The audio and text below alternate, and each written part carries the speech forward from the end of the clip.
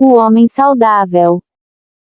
Agora, retornemos ao nosso congresso de psiquiatria e imaginemos Cristo proferindo as mesmas palavras.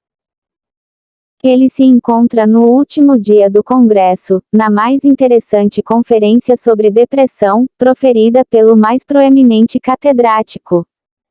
O auditório está cheio. A plateia está atenta. O conferencista termina sua palestra e inicia o debate sobre o assunto proferido. De repente um homem, sem qualquer aparência, sem terno e gravata, pega o microfone e com uma intrigante ousadia brada com voz estridente que possui os segredos de como fazer o homem plenamente alegre, satisfeito e feliz. Como os psiquiatras, psicoterapeutas e os cientistas das neurociências reagiriam diante das suas palavras?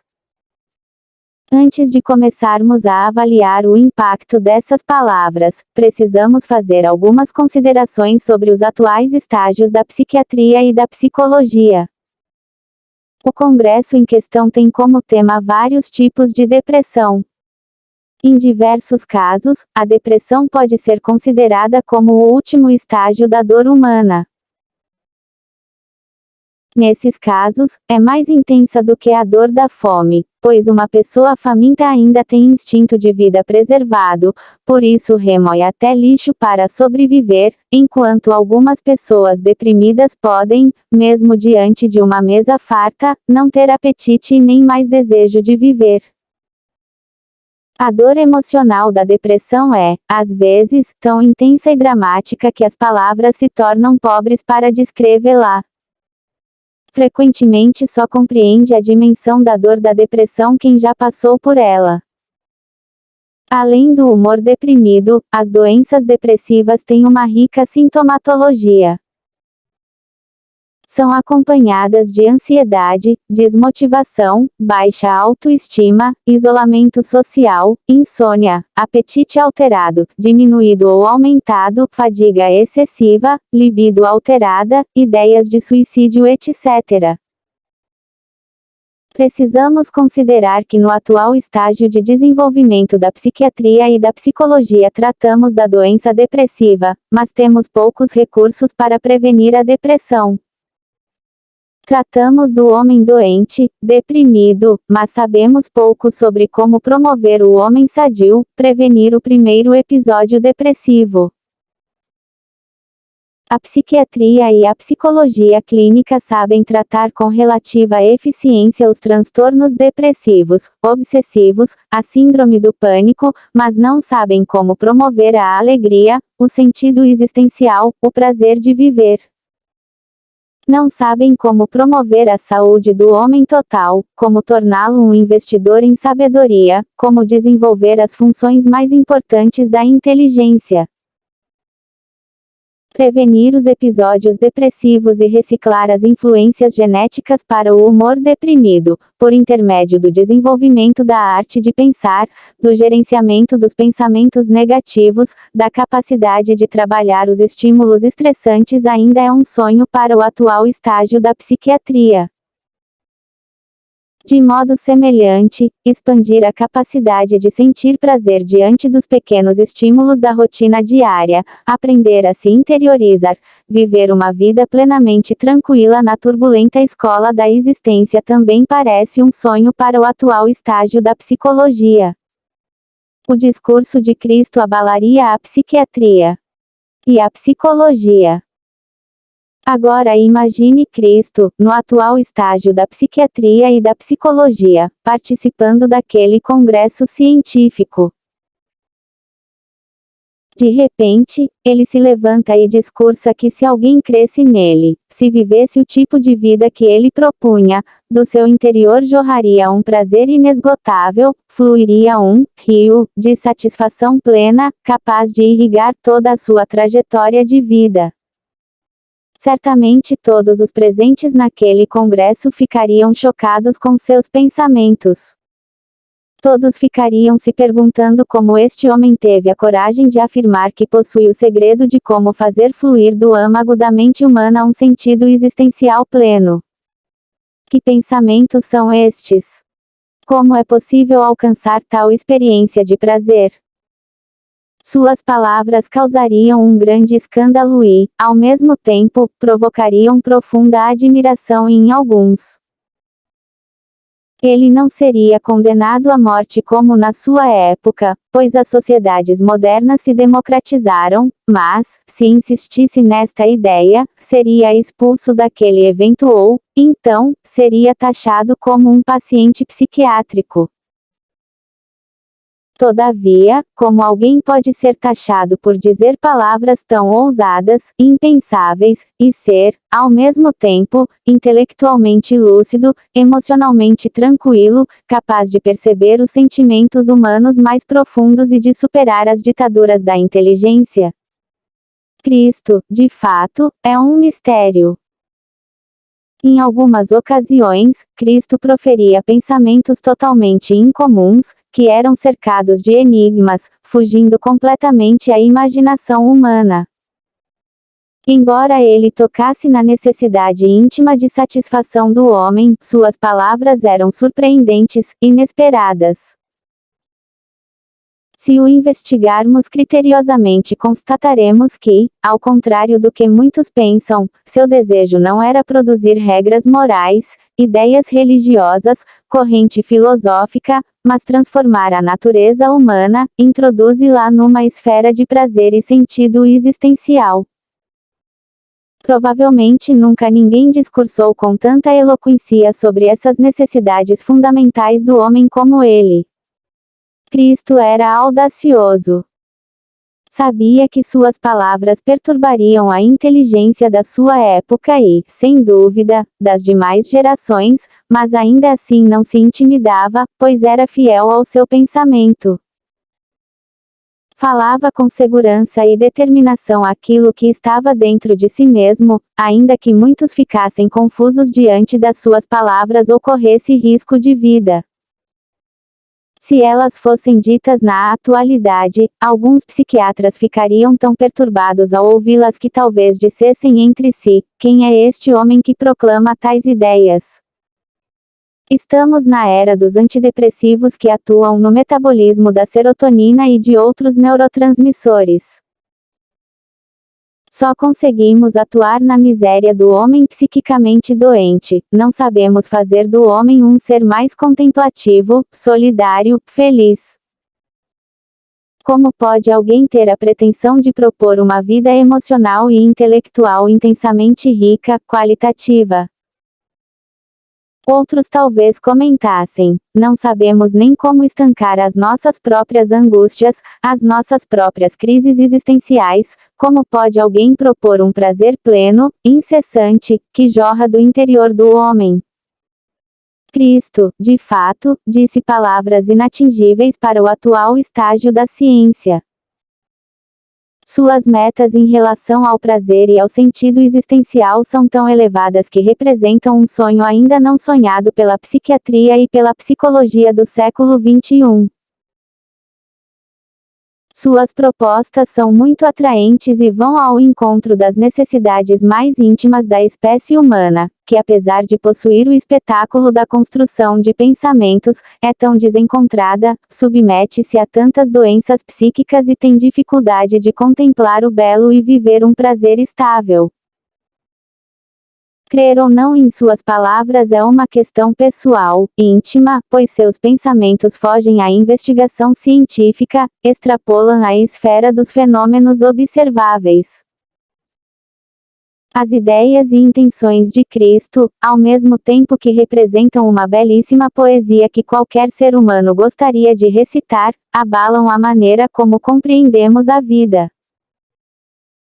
Cristo não apenas chocou profundamente a cultura da sua época, mas, se tivesse vivido nos dias de hoje, também perturbaria a ciência e a cultura moderna.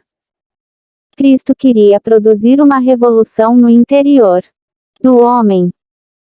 Cristo era consciente da miséria social do homem e da ansiedade que estava na base da sua sobrevivência. Ele até mesmo queria aliviar essa carga de ansiedade e tensão que o homem carrega em sua trajetória de vida 33. Embora tivesse plena consciência da angústia social e do autoritarismo político que as pessoas viviam em sua época, ele detectava uma miséria mais profunda do que a sociopolítica, que estava no íntimo do ser humano e que era a fonte de todas as outras misérias e injustiças humanas. Ele atuava pouco nos sintomas. Seu desejo era atacar as causas fundamentais dos problemas psicossociais do homem. Por isso, ao estudar o seu propósito mais ardente, compreenderemos que sua revolução não era política, mas íntima, clandestina. Uma mudança que se inicia no espírito humano e se expande para toda a sua psique, renovando a sua mente, expandindo a sua inteligência, transformando intimamente a maneira como o homem compreende a si mesmo e o mundo que o circunda, garantido, assim, uma modificação psíquica e social estável.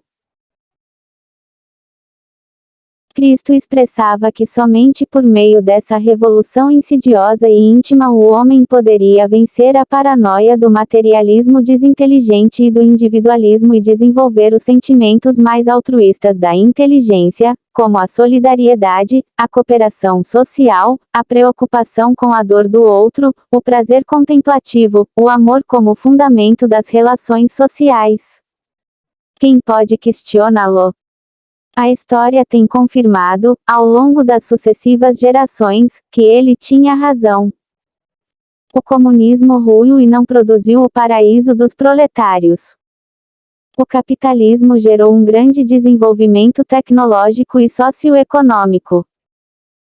Todavia, o capitalismo precisa de inúmeras correções, pois é sustentado pela paranoia da competição predatória, pelo individualismo, pela valorização da produtividade acima das necessidades intrínsecas do homem.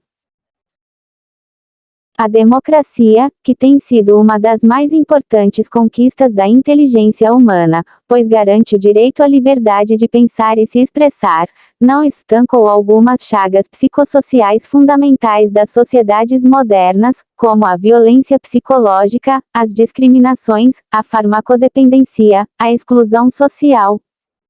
Agora vamos retornar ao ambiente em que Cristo vivia.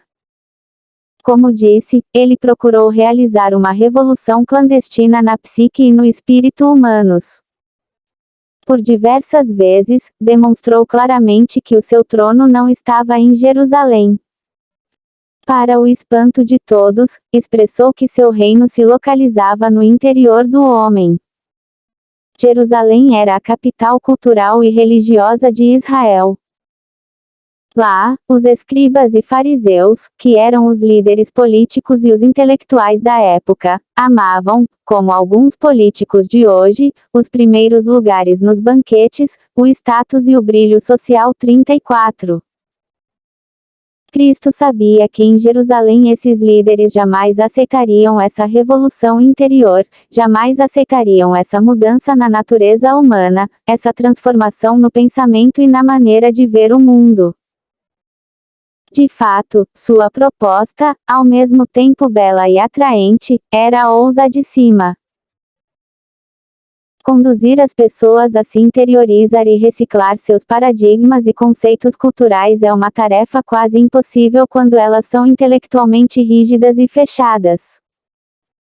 Sabia e previa que quando abrisse a sua boca, a cúpula de Israel iria odiá-lo, rejeitá-lo e persegui-lo. Por isso, passou um longo período na Galileia antes de ir para Jerusalém. Israel traiu seu desejo histórico de liberdade. Israel sempre preservou sua identidade como nação e valorizou intensamente sua liberdade e independência. Seu povo tem uma história incomum e, em certo sentido, poética.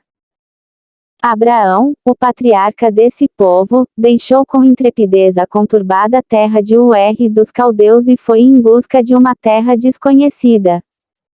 Abraão era um homem íntegro e determinado. Ele deu origem a Isaque.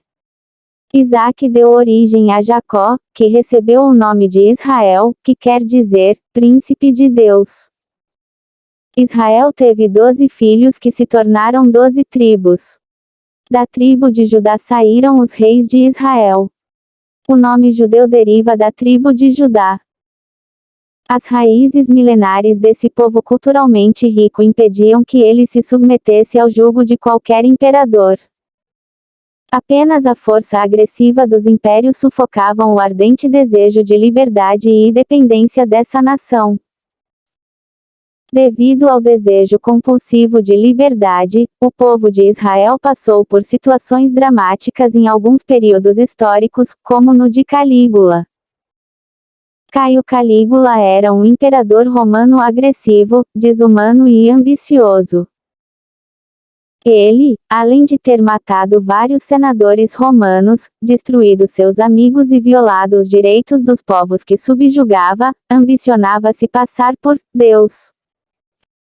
Desejava que todos os povos se dobrassem diante dele e o adorassem.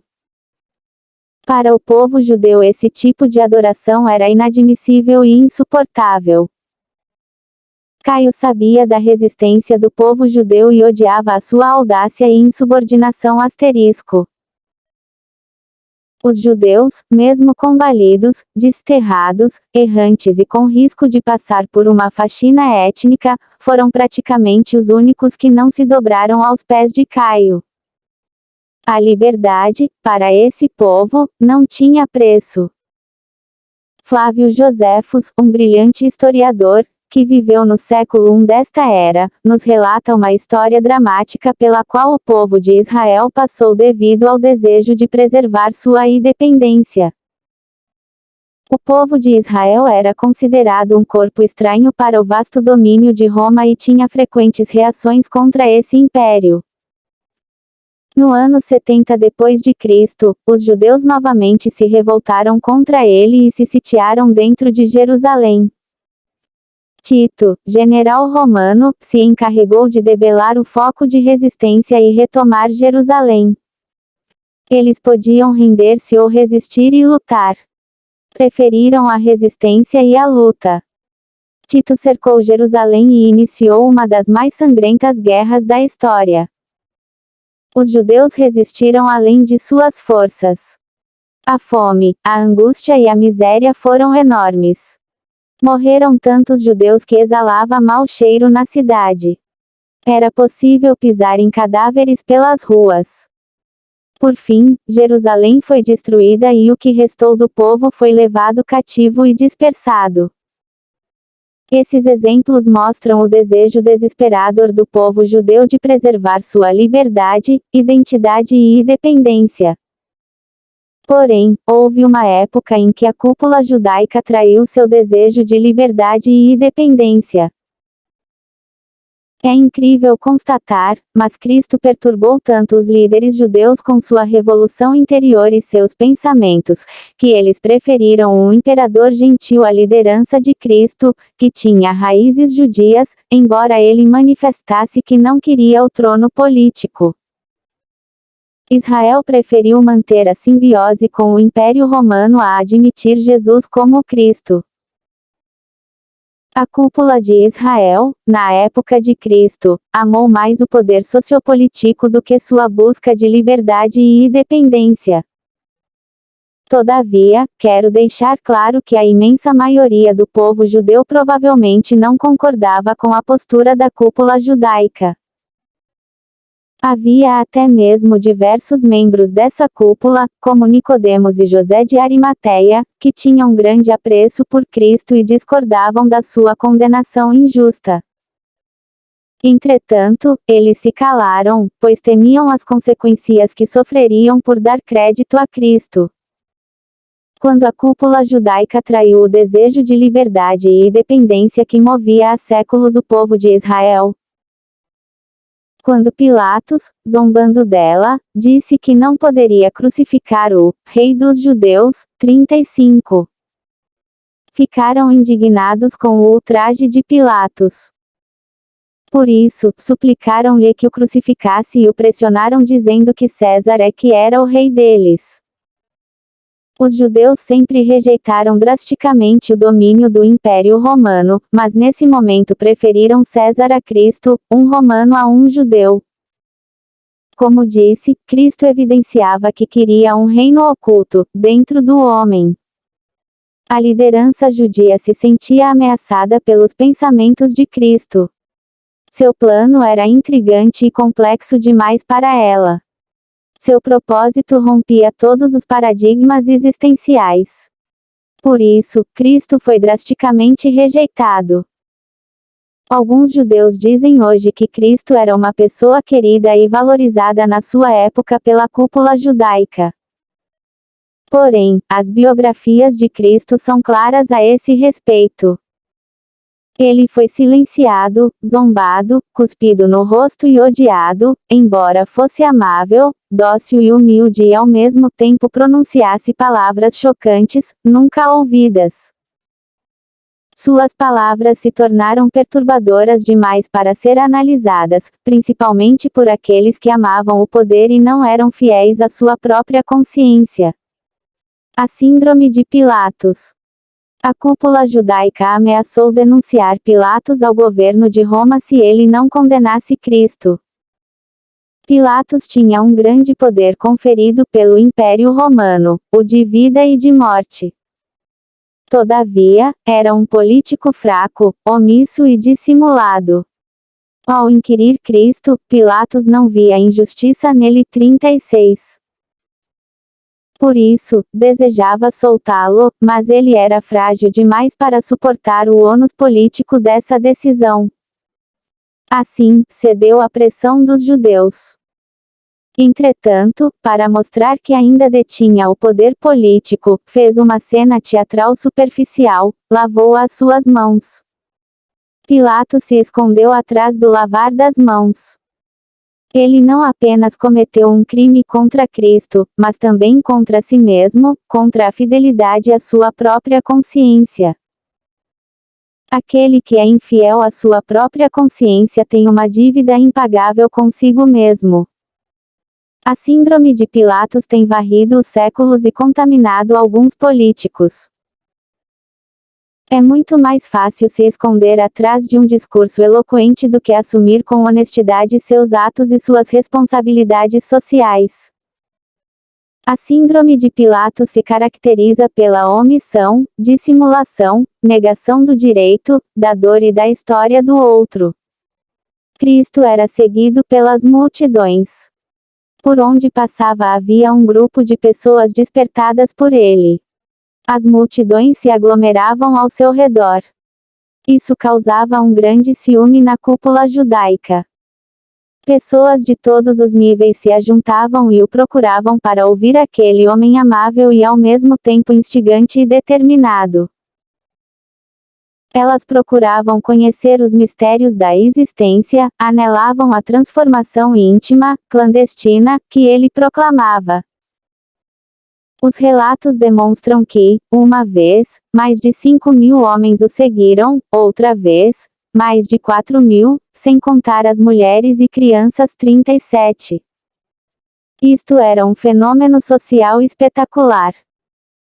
Provavelmente nunca um homem que tivesse vivido naquela região havia despertado tanto o ânimo das pessoas.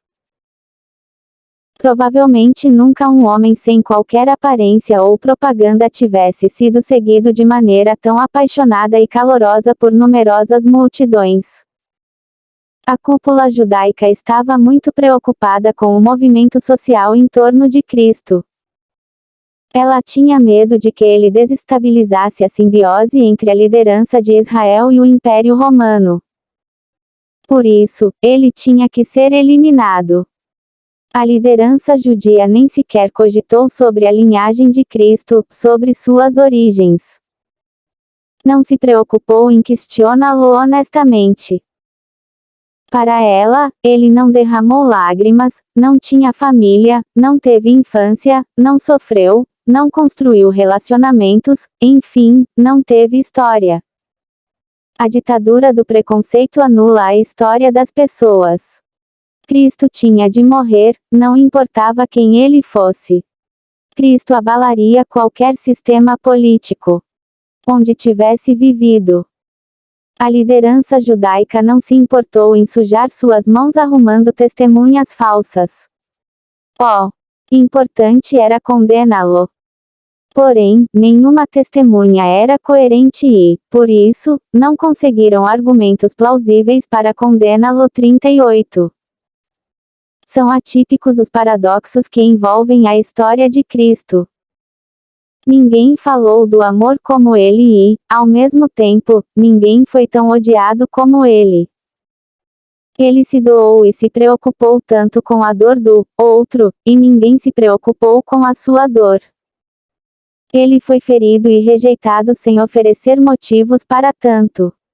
Era tão dócil, mas foi tratado com muita violência.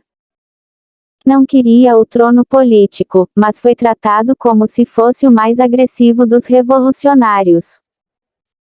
Se Cristo tivesse vivido nos dias de hoje, ele também teria sido uma ameaça para o governo local. Seria rejeitado drasticamente? Provavelmente sim. Embora preferisse o anonimato e não fizesse nenhuma propaganda de si mesmo, não conseguia se esconder. É impossível esconder alguém que falou o que ele falou e fez o que ele fez. Se, naquela época, em que a comunicação era restrita, que não havia a imprensa, ele era seguido por multidões, imagine nos dias de hoje. Na atualidade, a imprensa escrita o estamparia nas primeiras páginas e os jornais televisivos teriam uma equipe de plantão 24 horas acompanhando-o. Ele seria o maior fenômeno social e geraria os fatos jornalísticos mais importantes. Nos dias de hoje, a população que o seguiria poderia se multiplicar por 10, 50, 100 ou muito mais. Imagine 100.000 ou 500.000 pessoas seguindo-o. Geraria um tumulto social sem precedentes. O governo local o consideraria um conspirador contra o sistema político. Além disso, o próprio comportamento de Cristo de procurar se isolar toda vez que era muito assediado, de ser muito sensível às misérias físicas e psíquicas, de estar sempre procurando aliviar a dor do outro, de tocar profundamente nos sentimentos humanos e de não fazer acordos com qualquer tipo de político já causaria um incômodo a qualquer governo que, por mais democrático que seja, possui conchavos nos seus bastidores. Para alguns políticos, ele seria condenado pela ameaça ao regime. Para outros, por representar uma ameaça aos ganhos secundários do poder. Cristo abalaria qualquer governo em qualquer época em que vivesse. Seu desejo de libertar o homem dentro de si mesmo e sua revolução interior não seriam compreendidos por qualquer sistema político. A crise existencial gerada pelo fim do espetáculo da vida. A morte física faz parte do ciclo natural da vida, mas a morte da consciência humana é inaceitável. Só a aceita aqueles que nunca refletiram minimamente sobre as suas consequências psicológicas e filosóficas ou aqueles que nunca sofreram a dor indescritível da perda de alguém que amam. É aceitável o caos que desorganiza e reorganiza a matéria. Tudo no universo organiza-se, desorganiza-se e reorganiza-se novamente. Todavia, para o homem pensante, a morte estanca o show da vida, produzindo a mais grave crise existencial de sua história. A vida física morre e se descaracteriza, mas a vida psicológica clama pela continuidade da existência. Ter uma identidade, possuir o espetáculo da construção dos pensamentos e ter consciência de si mesmo e do mundo que o cerca são direitos personalíssimos, que não podem ser alienados e transferidos por dinheiro, por circunstâncias e pacto social e intelectual algum. Se uma doença degenerativa do cérebro ou um traumatismo craniano pode, às vezes, comprometer profundamente a memória e trazer consequências dramáticas para a capacidade de pensar, imagine as consequências do caos da morte. No processo de decomposição, o cérebro é esmigalhado em bilhões de partículas, esfacelando os mais ricos segredos que sustentam a personalidade, os segredos da história da existência contida na memória. É inconcebível a ruptura do pulsar da vida. É insuportável a inexistência da consciência, o fim da capacidade de pensar. A inteligência humana não consegue compreender o fim da vida. Existem áreas que o pensamento consciente jamais conseguirá compreender de forma adequada, a não ser no campo da especulação intelectual. Uma delas é compreender o pré-pensamento, ou seja, os fenômenos inconscientes que formam o pensamento consciente. O pensamento não pode compreender o pré-pensamento, pois todo discurso sobre ele nunca será o pré-pensamento em si, mas o pensamento já elaborado. Outra coisa incompreensível pelo pensamento é a consciência do fim da existência. O pensamento nunca atinge a consciência da morte como fim da existência, o nada existencial, pois o discurso dos pensamentos sobre o nada nunca é o nada em si, mas manifestação da própria consciência. Por isso, toda pessoa que pensa ou comete atos de suicídio não tem consciência da morte como fim da vida. Os que pensam em suicídio de fato não querem matar a vida, terminar a existência, mas matar a dor emocional, a angústia, o desespero que abate suas emoções. A ideia de suicídio é uma tentativa inadequada e desesperada de procurar transcender a dor da existência, e não o fim dela. Só a vida tem consciência da morte. A morte não tem consciência de si mesma. A consciência da morte é sempre uma manifestação da vida, ou seja, é um sistema intelectual que discursa sobre a morte, mas nunca atinge a realidade em si. A consciência humana jamais consegue compreender plenamente as consequências da inexistência da consciência, do silêncio eterno. Por isso, todo pensador ou filósofo que tentou, como eu, compreender o que é o fim da consciência, o fim da existência, vivenciou um angustiante conflito intelectual. Estudaremos que o pensamento de Cristo referente ao fim da existência tinha uma ousadia e complexidade impressionante. Ele discursava sobre a imortalidade com uma segurança incrível. A maioria dos seres humanos nunca procurou compreender algumas implicações psicológicas e filosóficas da morte, mas sempre resistiu intensamente a ela. Porque em todas as sociedades, mesmo nas mais primitivas, os homens criaram religiões. O fogo, um animal, um astro, funcionavam como deuses para os povos primitivos projetarem os mistérios da existência. Pode-se dizer que a necessidade de uma busca mística, espiritual, é sinal de fraqueza intelectual, de fragilidade da inteligência humana. Não, pelo contrário, ela é sinal de grandeza intelectual. Expressa um desejo vital de continuidade do espetáculo da vida. A filosofia e a possibilidade de transcender a finitude existencial. Muitos pensadores da filosofia produziram conhecimento sobre a metafísica como tentativa de compreender os mistérios que cercam a existência. A metafísica é um ramo da filosofia que estuda o conhecimento da realidade divina pela razão, o conhecimento de Deus e da alma, Descartes, enfim, investiga a natureza e o sentido da existência humana. Grandes pensadores, como Aristóteles, Tomás de Aquino, Agostinho, Descartes, Kant, discursaram de diferentes maneiras sobre a metafísica. Esses pensadores eram intelectualmente frágeis. De modo algum. Por pensar na complexidade da existência, eles produziram ideias eloquentes sobre a necessidade intrínseca de o homem transcender os seus limites e, em certos casos, superar a finitude da vida. Muitos deles fizeram de Deus um dos temas fundamentais das suas discussões e indagações intelectuais. Augusto Comte e Friedrich Nietzsche foram grandes filósofos ateus. Porém, é estranho que estes dois grandes ateus tenham produzido, em alguns momentos, uma filosofia com conotação mística.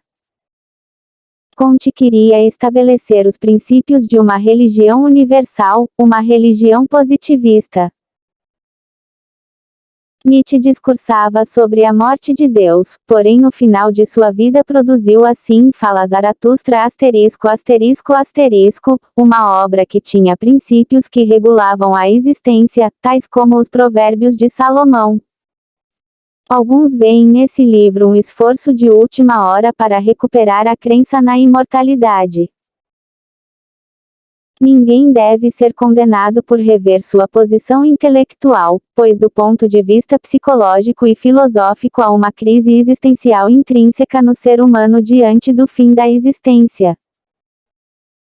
A imprensa divulgou que Darcy Ribeiro, um dos grandes pensadores brasileiros, que sempre foi um ateu declarado, pediu aos seus íntimos, momentos antes de sua morte, que lhes dessem um pouco de fé. Tal pedido refletia um sinal de fraqueza desse ousado pensador?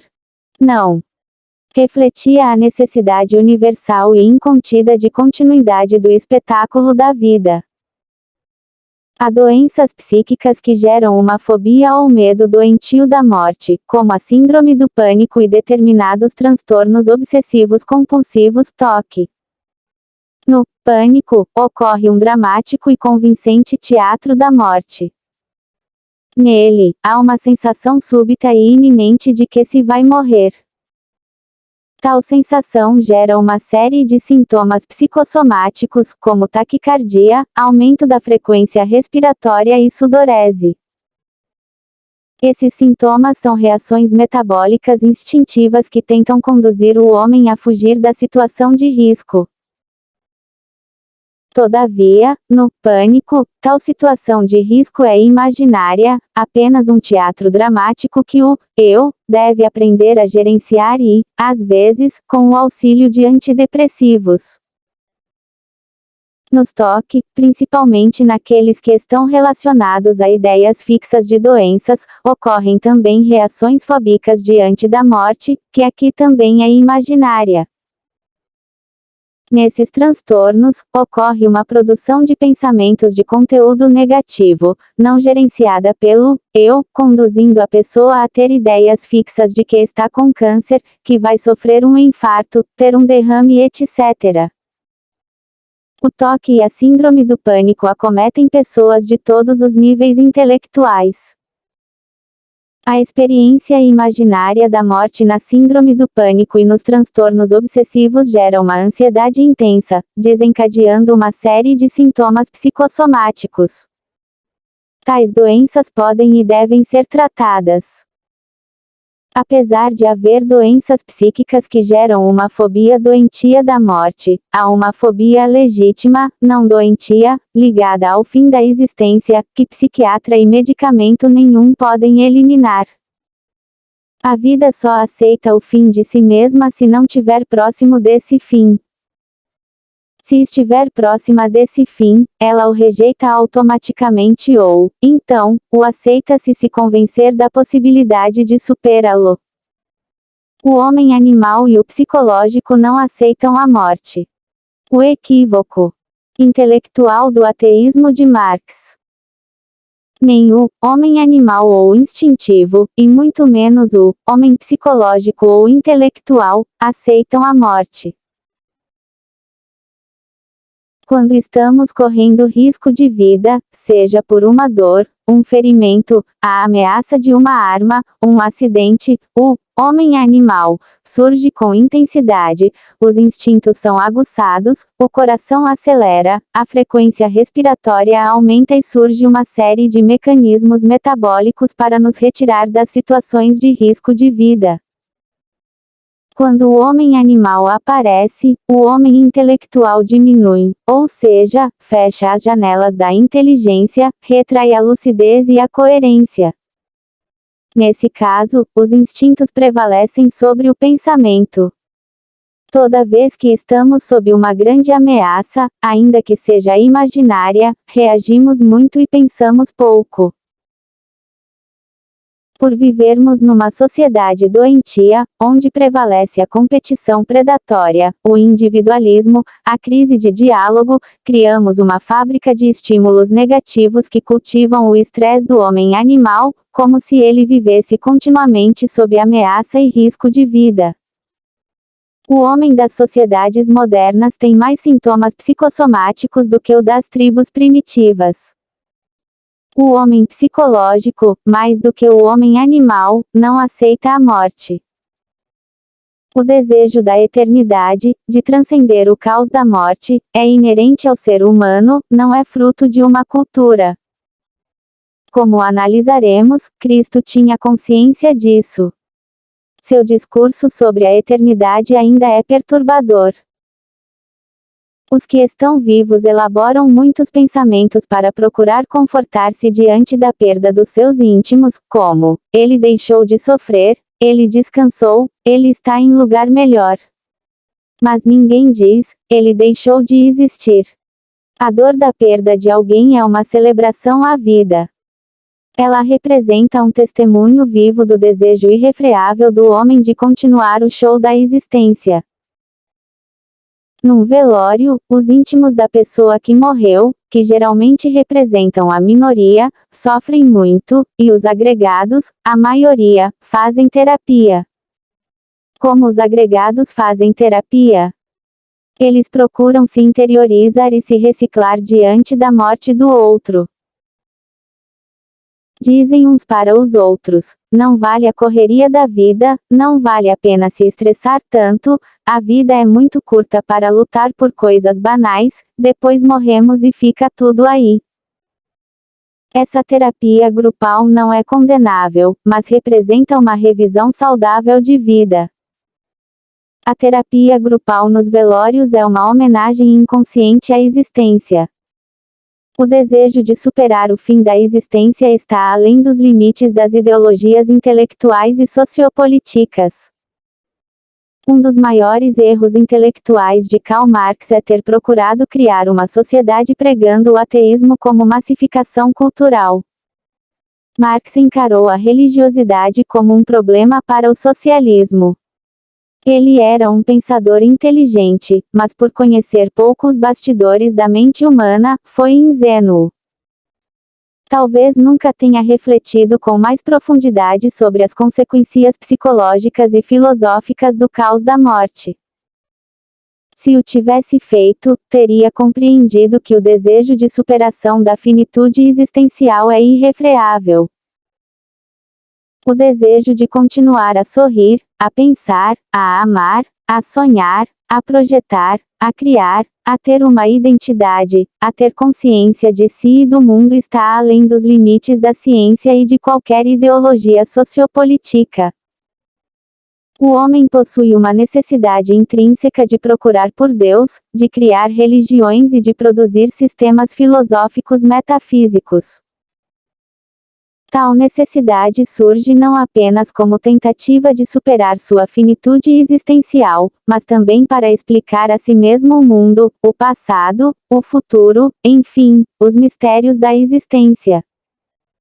O homem é uma grande pergunta que por dezenas de anos procura por uma grande resposta. Ele procura explicar o mundo. Todavia, sabe que explicar a si mesmo é o maior desafio da sua própria inteligência. Vimos que pensar não é uma opção do homem, mas o seu destino inevitável. É impossível interromper o processo de construção de pensamentos. É impossível conter a necessidade do homem de compreender a si mesmo e o mundo que o circunda.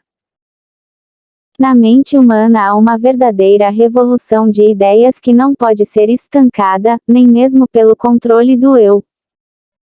Nas próximas décadas, os povos socialistas, que viverão sob a propaganda ateísta, serão os mais religiosos, os que mais procuraram pela existência de Deus.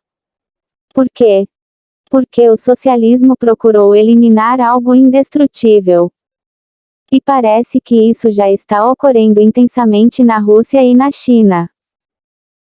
Na China havia 5 milhões de cristãos na época em que o socialismo foi implantado.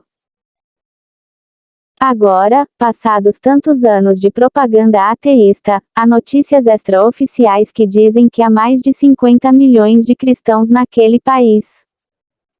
Além disso, há milhões e milhões de chineses adeptos de diversas outras religiões.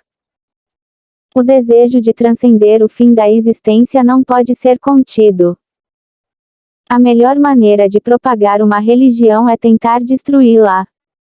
A melhor maneira de incendiar o desejo do homem de procurar por Deus e transcender o caos da morte é tentar destruir esse desejo.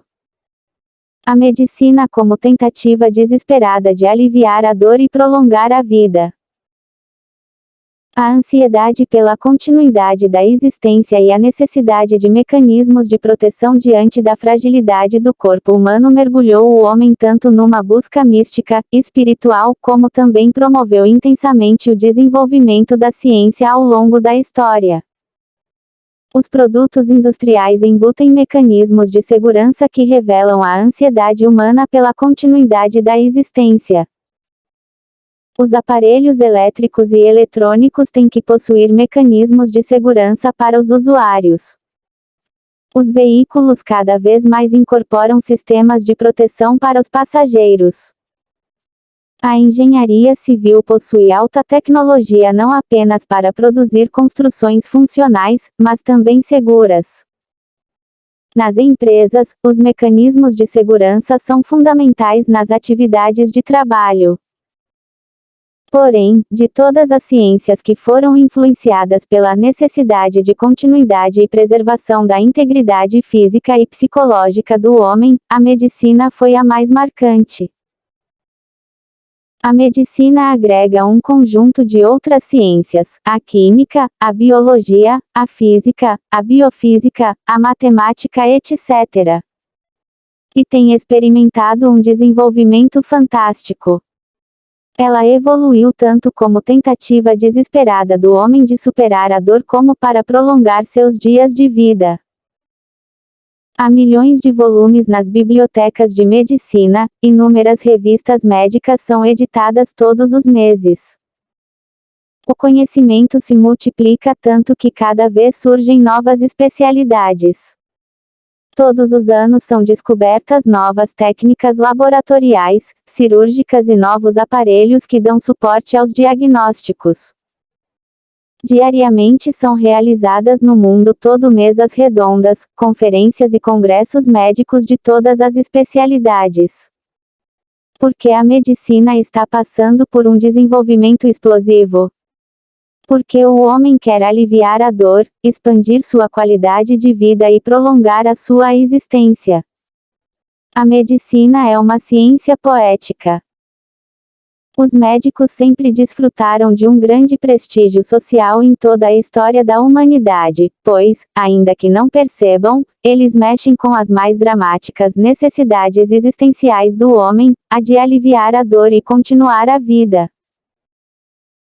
Há dois dramas existenciais democráticos, ou seja, que atingem todo ser humano: o envelhecimento e o fim da existência.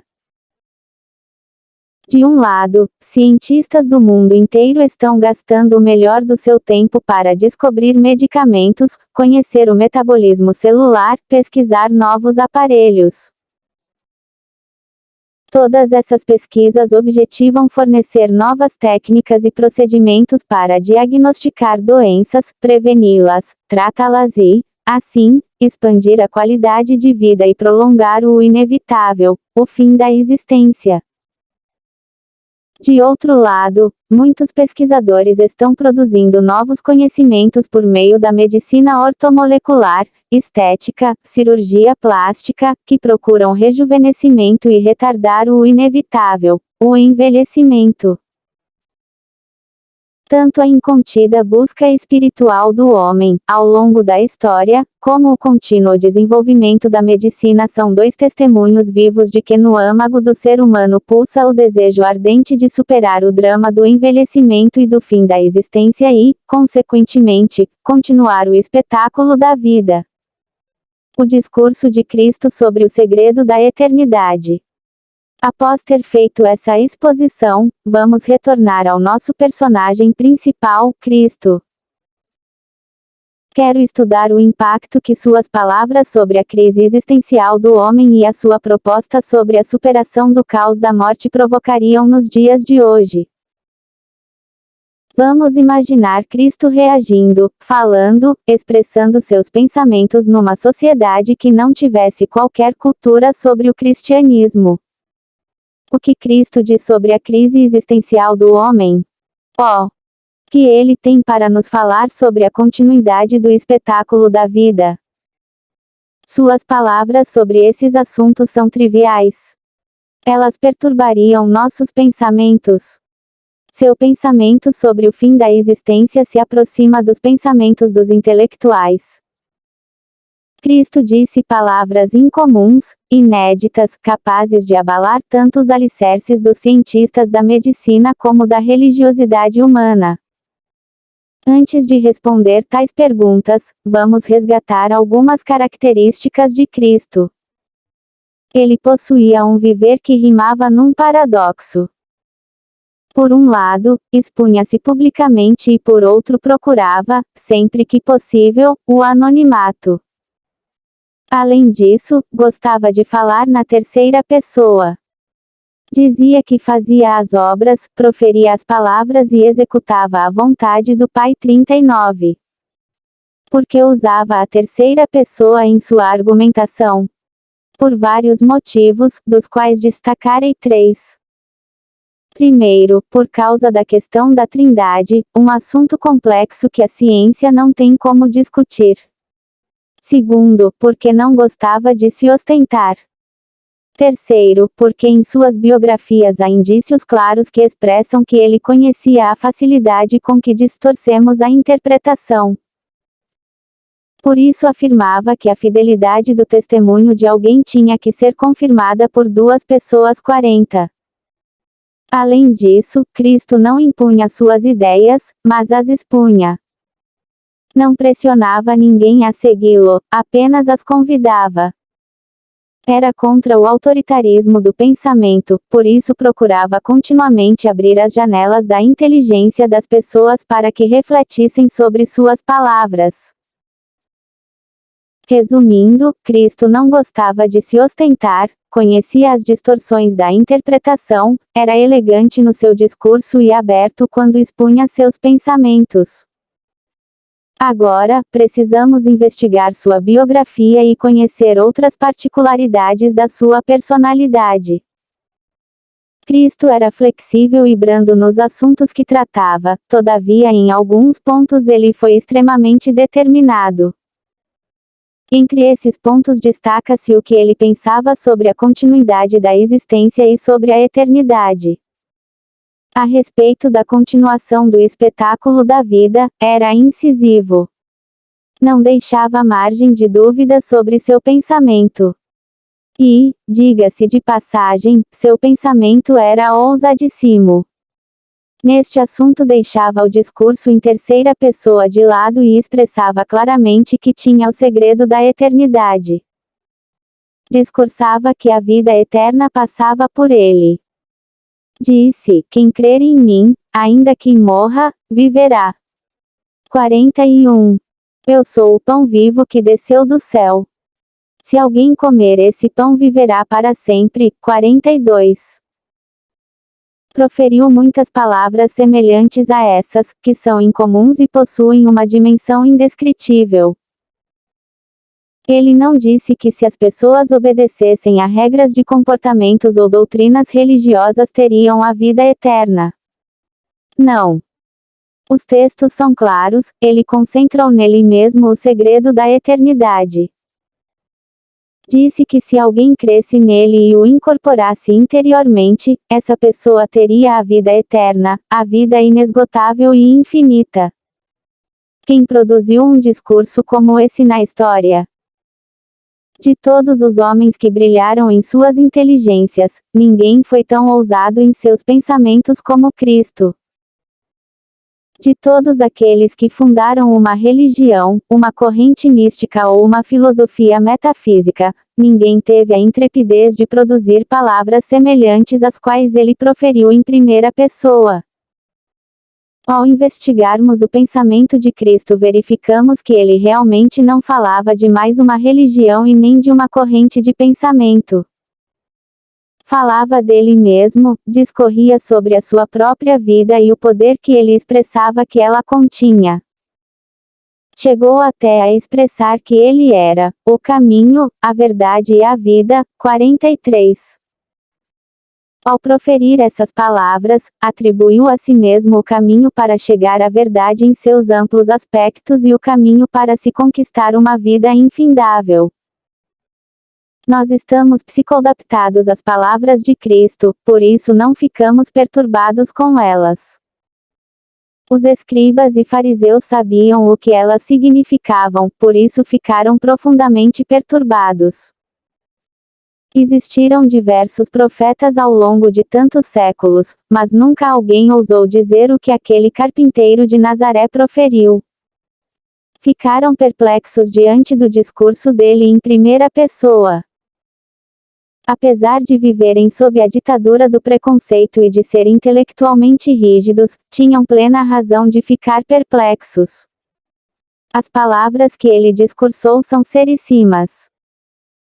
Aquele que nasceu numa manjedoura se colocou como a fonte da vida inextinguível, a fonte da eternidade, a fonte da verdade. Quem é esse homem? As limitações da ciência e a postura de Cristo como fonte da verdade essencial.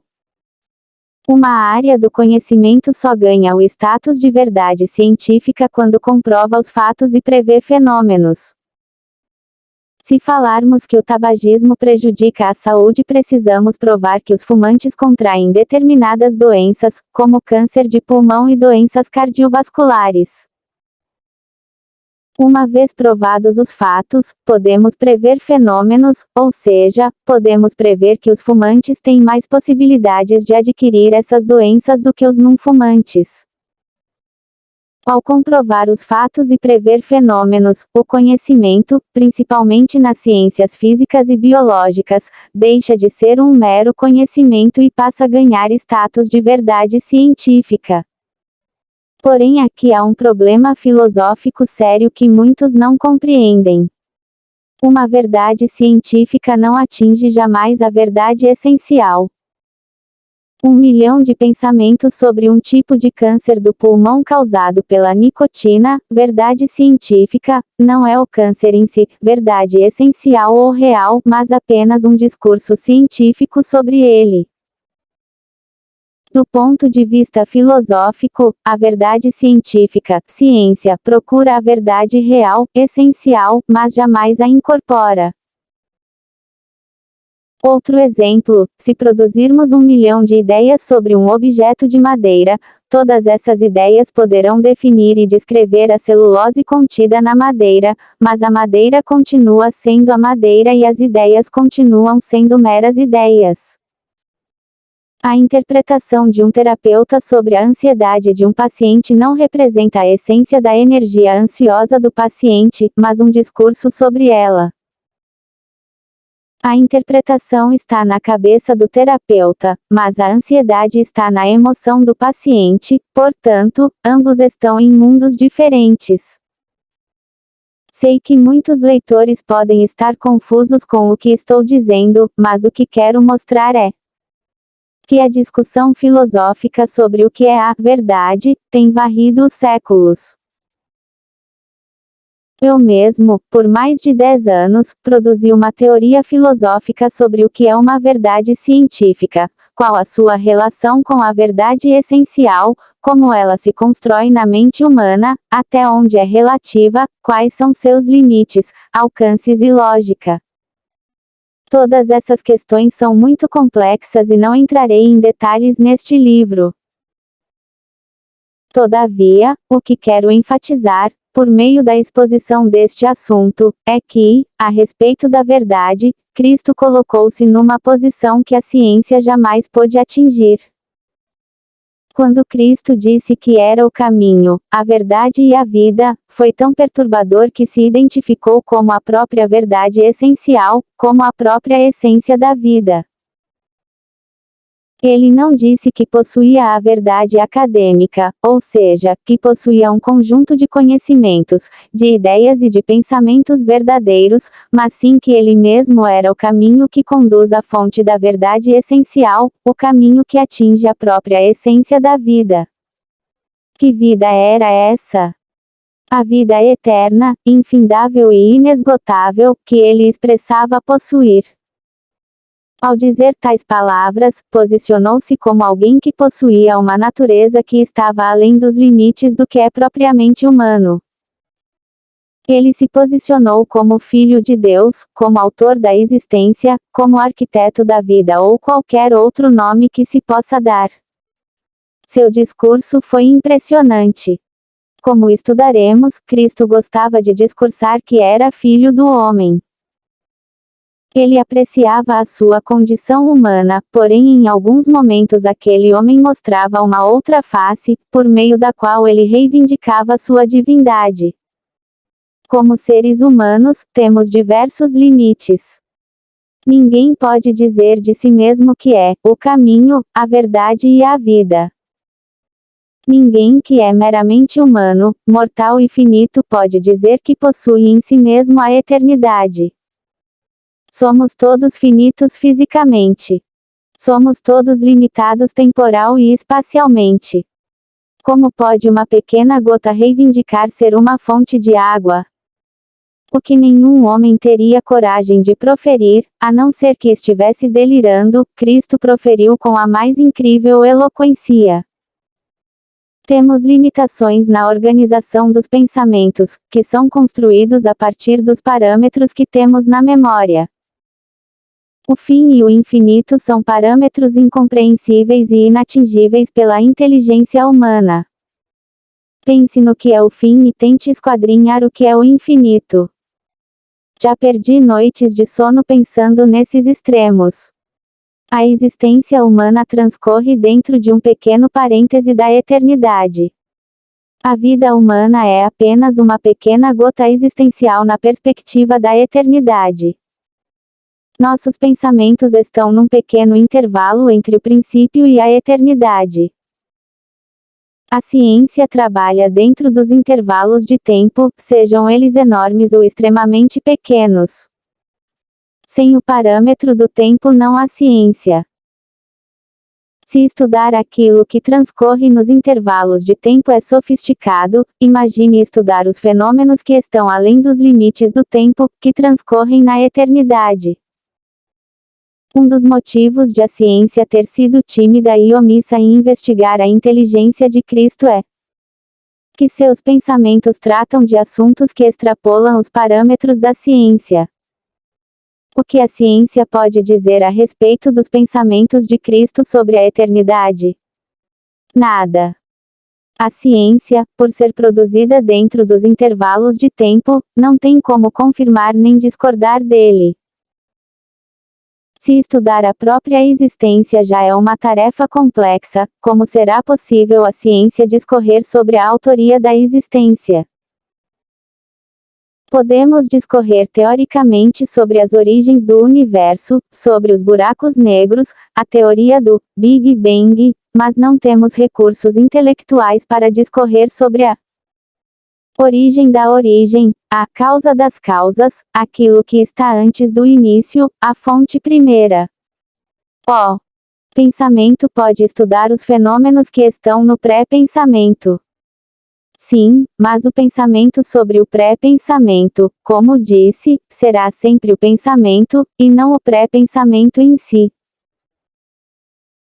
Se estudar fenômenos observáveis, passíveis de investigação e aplicação metodológica já é uma tarefa extenuante para a ciência, imagine pesquisar aquilo que está além dos limites da observação.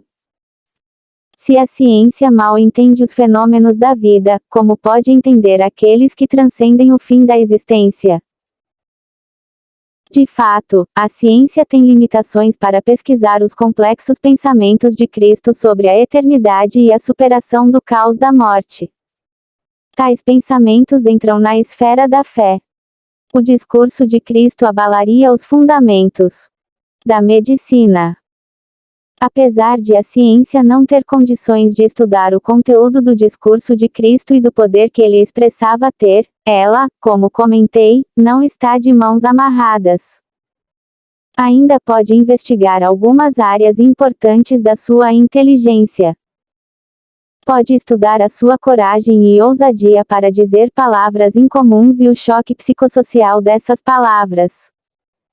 Pode investigar se as suas ideias são coerentes com sua história. Pode analisar como ele rompia as ditaduras da inteligência e administrava seus pensamentos nos focos de tensão. Pode estudar quais são as metas fundamentais da sua escola da existência. Imagine Cristo transitando pelas ruas, pelos acontecimentos sociais, pelas festividades e pelos congressos de medicina, proclamando com eloquência, como fazia em sua época, que por intermédio dele o homem poderia superar o fim da existência e ir ao encontro da eternidade. Sua ousadia era sem precedentes. Ele discursava com incrível determinação sobre temas que poucos ousariam tocar. Imagine Cristo interferindo nas conferências médicas e bradando que ele é a ressurreição e a vida 44. Se ele escandalizaria os psiquiatras e psicoterapeutas com a proposta de uma vida interior que jorra um prazer pleno e inesgotável, imagine como não escandalizaria os médicos e os cientistas da medicina, que lutam para prolongar a vida humana, ainda que seja por alguns dias e meses, com sua proposta sobre uma vida infindável, uma vida sem doenças e misérias.